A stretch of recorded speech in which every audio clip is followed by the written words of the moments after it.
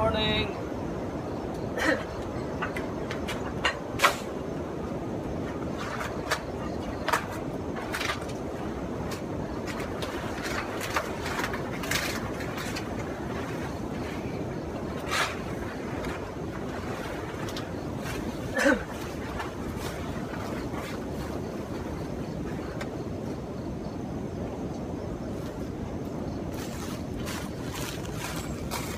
Yung ubi na na-harvest kahapon, natin pong lilinisan.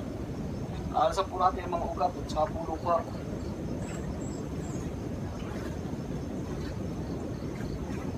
Puplasin ating mga ubi dito nakataning. Yan, kinampay, luklok, limay, saka po yung baliswa kung tawagin namin. Saka po yung sibog. Saan yung sibog? Sibog.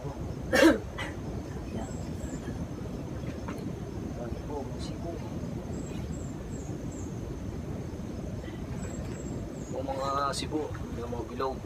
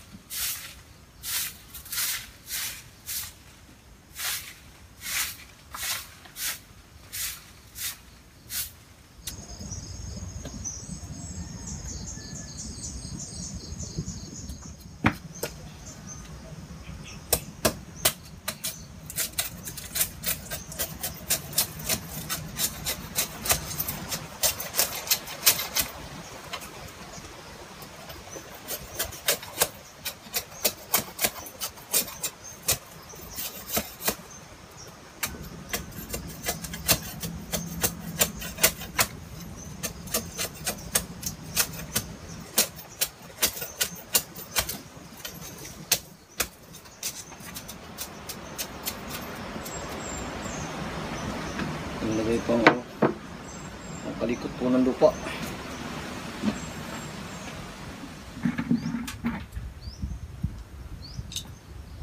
Asan po natin mga ugat para po pagdating sa factory siya po ay malinis na. Tatalupan na lang nila. Yes, dami.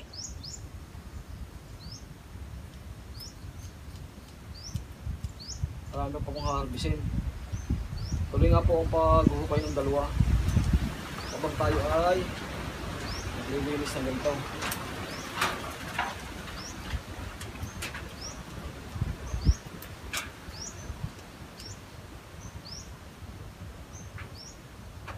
Yan. Sapo natin ng lupa. Yan, sapo ng lupa. Gagamit po tayo ng kahoy na hindi naman po masyadong matalas dahil magsusugat nga po ang ating ulo pagka po matalas. Kalikot lang po.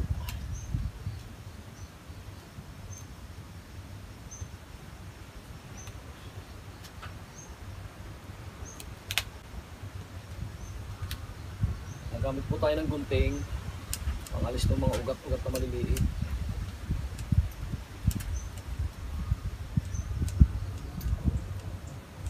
Po tayong barbero ngayon. Pait.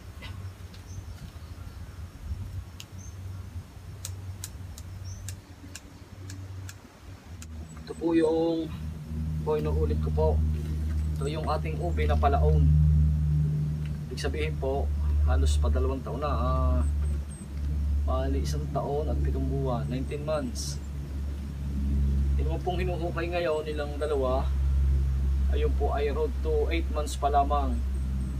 Dahil yun po ay tanim lang natin ng taon.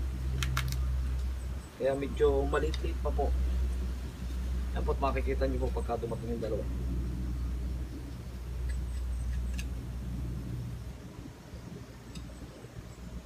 Kaya kung gusto nyo pong malaki ng inyong ube, lalo't sandilong, ay inyo pong palalaunin, yung pong lagi ko sinasabi. Kung para ma-reach nyo po yung talagang malalaking ube, inyo pong palaunin. Kung hindi naman po kayo at kayo kailangan ng budget, halimbawa na kailangan pang harvest, pwede naman po ang 7 months or isang taon pwede na pong harvestin. Kung talagang kailangan ng budget. So ito nga po, medyo napatagal natin. Gusto ko nga pong ipakita sa inyo kung gaano ang inilalaki ng ube kapag ka nga po pinalaon. So yun po, yan po, itong mga dating na ito, mulod din nga. Yan, ito pong bagong dating na ito po ay 7 months lamang. Yan, ito. Pero malaki na rin po. Ari po isang puno lang, mulod na. Isang puno lang ito. Yan, 7 months lang po ito. Road to 8 months. 7 months nga. Kung tanim ng Mayo, June, July, August, September, October, November, December, January. Road to 8 months nga po ito. Road akin na nga po iba. Po, yan. Pero kung ito po yung mapapalaon natin, kaya namang inilalaki, yan, ganito po katulad kong unang harvest. So, yun nga po, may pagkakaiba. Ang isa pa pong pagkakaiba ng 8 months lamang, ito ganito po ang kulay niya. Yan. Hindi pa po masyadong dark ang kanyang balat. Hindi po katulad nito. Yan. Talagang black na po ang kanyang kulay. Ito po ang laon. Ito mo po yung road to 8 months. Pero ito po ay lahat po ay po pwede nang gamitin. Okay.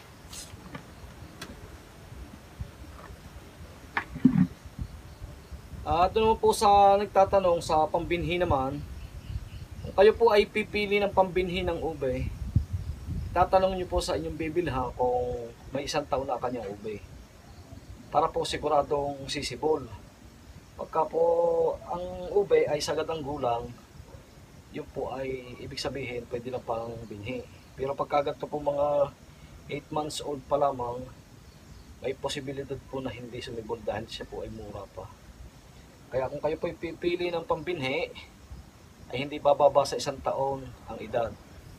1 taong pataas. Yun po ang tip natin sa mga first timer na magtatanim ng ube. Kailangan po ay 1 taon pataas pag pambinhi. Pagka naman po pang process at panggamit, pangkain, okay lang po yung ganitong edad. 8 months, 2 taon, 3 taon. Ibig sabihin wala pong pili pagka panggamit. Yan, kaya ipukod mo nga diyan yung ano. Yan. Kung nadating na ito ay yung pong road to 8 months old lamang. Malaki na din eh. Mangilo po, may nung mahigit pala sa 1 kilo, wala lang.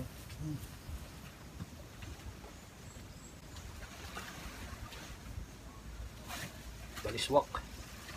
Talagang hindi mas po doon, no? Isa sa pinakamaganda rin pambinhi ang baliswak. Ang bilis lumaki. Malusog talaga. Lalo't mapatanim nga sa sandilog.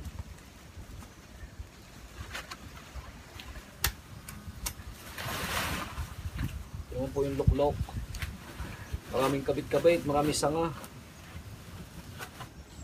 At doon naman po sa panahon ng pagtatanim, marami nga po nagko-comment sa atin kung kailan nga daw po pwedeng itanim ang ube. Yun naman po ay hindi ngayon ko lang kusakuan ay i-mention dahil sa tagal na nga po natin nagtatanim ng ube, siyempre marami na nga po nakakakita.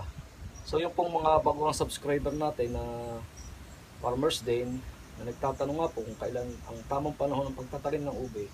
So ito po ang kasagutan. Sa ngayon, dito po sa aming lugar, ang tunay pong ang tamang panahon ng pagtatanim ng ube ay buwan nga po ng Mayo. Kasi po ang ube pag itinanim natin ng tag-ulan, may posibilidad pong mabulok yung binhi. So kailangan po itatanim natin yan ay dry ang lupa.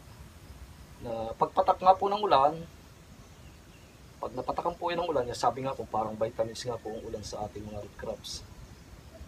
Pagka po siya inapatakan ng ulan ay sumisibol po yung kanyang nakaka-sprout po siya hanggang sa nagiging vine. So yun po ang kasagutan sa mga first timer na tamang panahon ng pagtatanim. Dito nga po sa amin sa Region 4A, sa akin pong pagkapuro at sa aking pagkaalam, ay talaga pong buwan ng Mayo. Hindi ko po alam sa ibang lugar dahil iba't iba nga po ang klima. Pero pag dito po sa amin, sa nasasakupan ng Region 4A, ay talaga pong buwan ng Mayo. Kaya po, ito ay isa pong pinakatulong ko na po sa inyo na sa pagtatanim ng ugoy. Yun nga po, ulitin ko, kung kayo'y kukuha ng pambinhi, ay 1 year old pataas dahil sagad po ang gulang naon. Tamang panahon ng pagtatanim dito sa aming lugar sa nasasakupan ng Region 4A ay buwan ng Mayo. At yun po ay ika nga po, bihira nga po ang sablay. Siyempre hindi naman po natin kayang perpigin. Lagi pong may sasablay dyan, pero hindi po naman ganong kalaki ang mortality na ang ating itatanim.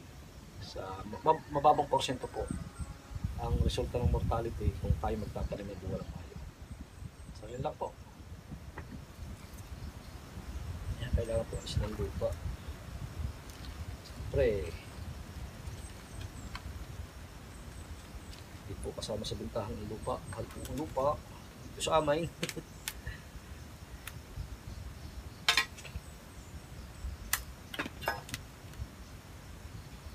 Ginuguptan po mga ugat-ugat na maliliit. Hindi mo po lahat. Kaya ngayong mabawasan lang.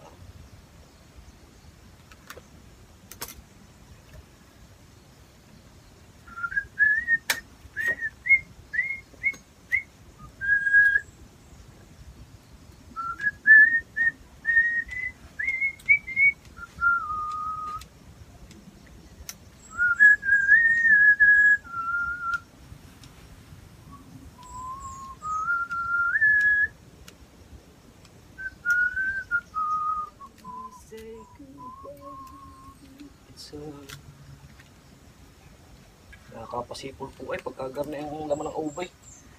Malaki. Nakakatuwa po ay. Tulad ka po ng gato mga size ay hindi na po kayo lugi. Ito po isang puno lamang. Kaya kahit timbang imi ay humigit kumulang sa 4 na kilo. Sabihin na lang po natin sa 25 pesos per kilo. Diyan po 100 piso na agad. Ayan. Tulad po itong mga sibong ito. Kailangan makala na kayo. Ito na yun. Parimili mang kilo. Yan po, mulaw, dumating na ulay. Ito, mulaw, doon ang bagong yung 8 months old.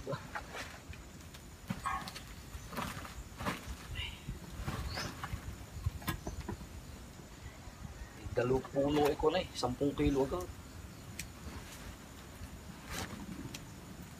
Mulod, hinukay natin ng 63 kilos. Ano? Yun ang pinakamalaki.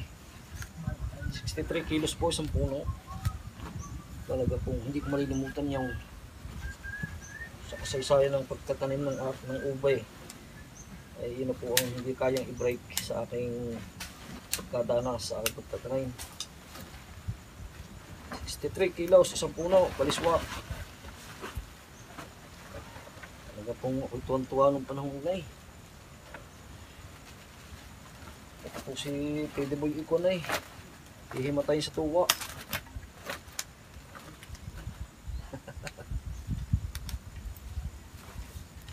Basta po ang ating mga root crops inapatanim sa mga sandilong eh.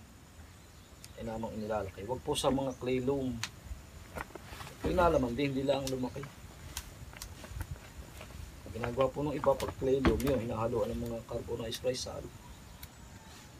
Kaya ay yung mga tawag doon, yung garden soil, pwede rin. Yan lang talagang iba pag natural. Ika nga yung sandilong. Ito po sa totoo lang, wala po itong fertilizer. Ang inilagay ko lang po dito yung ipot ng bulate, yung vermicast. Pero wala po itong inilagay ako mga synthetic. Nung una po namin itanim ito, may paunan ako na kita nyo po yung isang bao ng yung kabaak na nyog, yung bao. Yung isang bao lang po nilagay namin sa paunan. Yun lang po ang pinakaabunan nito. Sa totoong buhay po. Pagkatapos po nung wala na akong inilagay. Yun nga po, pagka siya nasibol na, may bay na siya, yun po ang huwag natin kalilimutan. Lagi po natin aalisan ng damo. Dahil yung pong damo, yung po nakain ng sustansya ng lupa. Na imbes na makakain ng ating halaman, ay damo po ang kakain. Kaya yun po ang ating tatandaan. Huwag po nating padadamuhan. Para sulok po ng ating halaman ang pagkain ng lupa. Ang nakukuha ang sustansya sa lupa. Ang lamok. Po, susunod po tayo doon sa paghuhukayan nila. Doon po sa ating tabi ng papayahan. May tanim din po tayo doon mga 200 puno. Titingnan po natin ang resulta kung gano'n na kalalaki. Malalaki yun, yung unong kong yun. Ako yun eh. Ako. Yan po, nagtanim ng tao, si Muray. Pagkarnilaan, sa puno ng marga ka. Pag maliit, siya nagtanim. Mamisita. Pag malaki daw po si Muray. Pagka daw po maliliit, ay ang ninong sitaw. Yes, Dane. Yan na po ang ating nalinisan. Wala na pong ugat at saka nabawasan na po natin ng lupa. Hindi naman po totally maalis talaga ang lupa lahat. Ika nga po yung mabawasan. Ito naman po yung hindi palinis. Ayan. Hukay kahapon. Ano naman ang hukay ngayon? Na 8 months old. Medyo maliliit pa pero okay na din.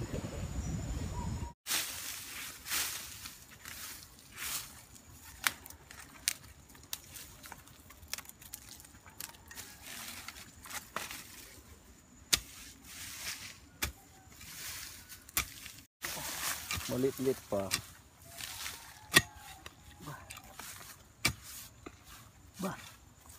May iwan yata ilalim. Ugat. Sa laki yun ng bahin, oh.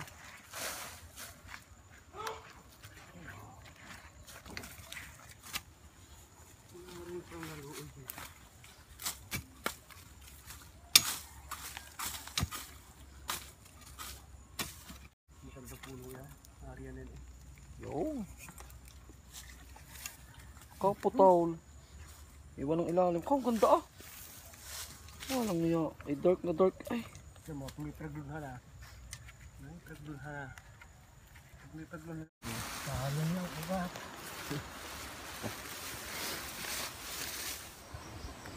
Ganda po. Yan, kape. Makahakot na ng isa. Langhakot. Ang dami ng ube.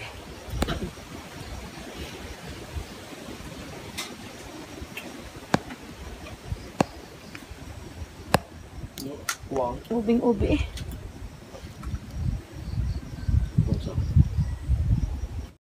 Winner talaga ang Cebu. Timo ha? Maganda ng Cebu. Oo nga. Road to 8 months lang yan. Oh. Lalaki ako. Yung may nagtatanong ng pananim na ube eh. Pwede na ganyan. Pwede. Yan, pwede. Sasaka daw pang pananim na gabi. Ayun, wala pa karamay. Tsaka luya. Ayun daw, wala pa. Ang dami. Libong gabi. Pwede na. Anong variety yan, Papa? Cebu. Cebu dito sa atin, ewan ko lang sa ibang lugar kung tawag dito. Basta tawag ko dito, Cebu. Ang ganda ah. Mahalang. Ubing-ubi sa dya eh. Ano mo? Dark na dark. Oo Ganda nga ng kulay. Kulay pala ko na eh. Yan ang maganda pang retail, ano? Gandang pang retail. Ano ba hindi sasarap ang ice cream pagka ganito ang lahaw.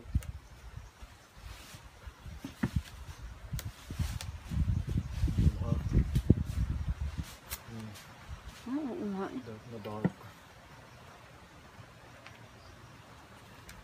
Kukulay ubi na rin pati mukha mo eh. Sa pula.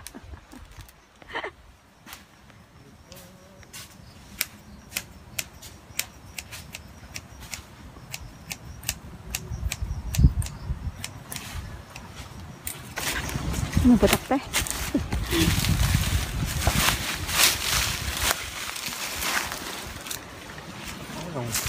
Oo.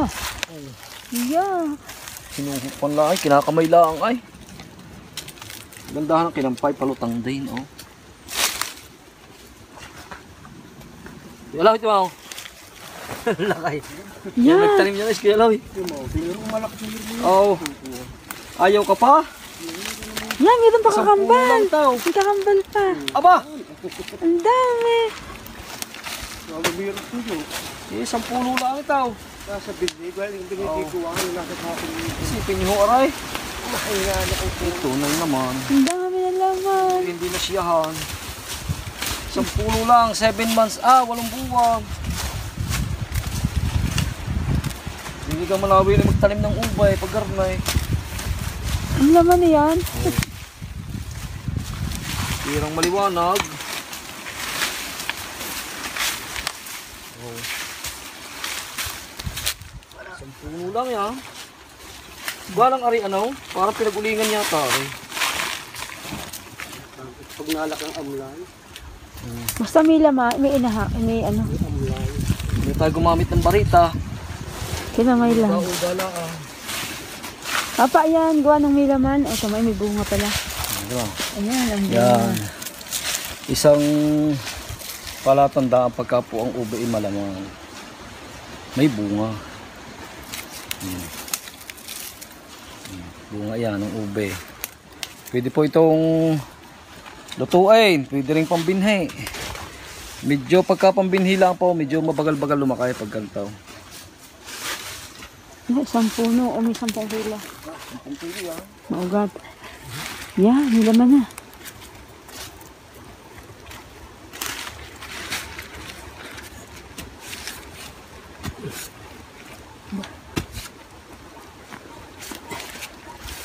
Dali pa.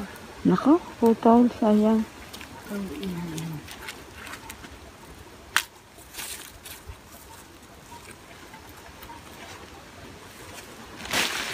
Meron pa natira na. Yan. Lalaki.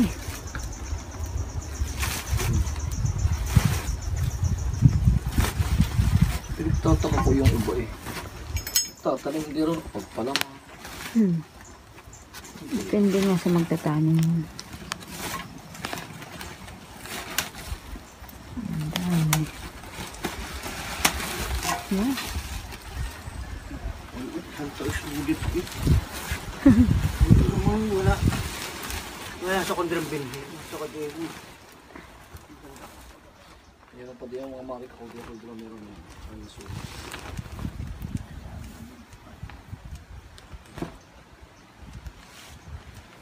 Maghapon kayo naghuhukay. Nakakadami din.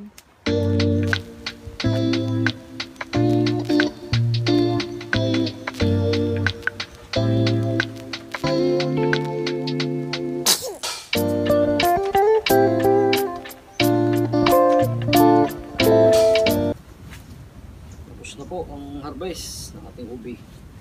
Saka po ng gabi.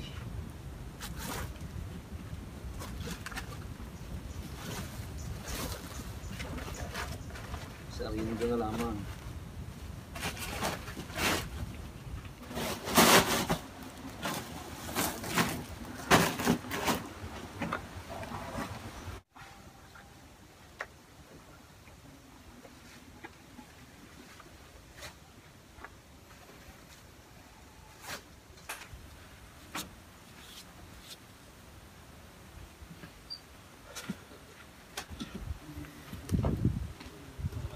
gamit.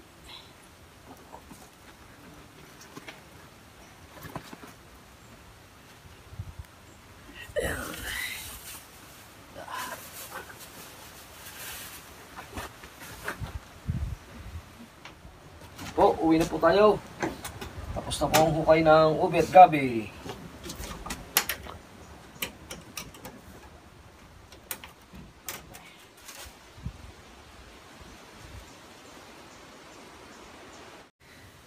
Yan po, kami po uuwi na. At natapos na nga po ang harvest ng ating gabi at ube. So, titingnan po natin yung nasa arindo. Kung po pwede na at pagka po nakita nating malaki na ang laman ng ube, ating pong pa-harvest na rin. So, hanggang dito na lang po ang ating video. Maraming pong salamat sa muling pagsubaybay nyo.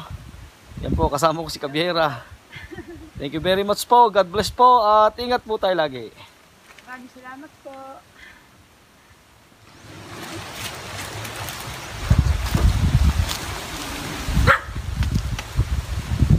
Hello.